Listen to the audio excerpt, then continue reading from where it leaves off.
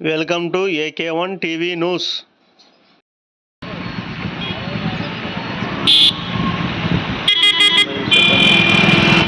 గోనెగండ్లలో గత 3 రోజుల నుంచి వర్షాలు. కర్నూలు జిల్లా ఎమ్మిగనూరు తాలూకా గోనెగండ్ల మండలంలో పలు గ్రామాల్లో గత 3 రోజుల నుంచి ఉరుములు, మెరుపులతో కూడిన భారీ వర్షం పడుతుంది. వర్షం పడటంతో రైతులు విత్తనానికి సిద్ధం చేసుకుంటున్నారు.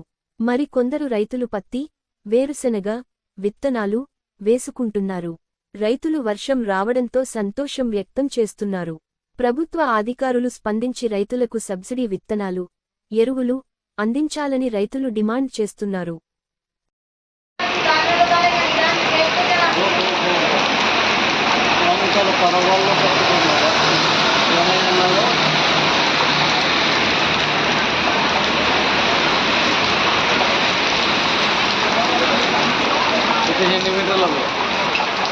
టైగర్ సెంటీమీటర్లు మామూలు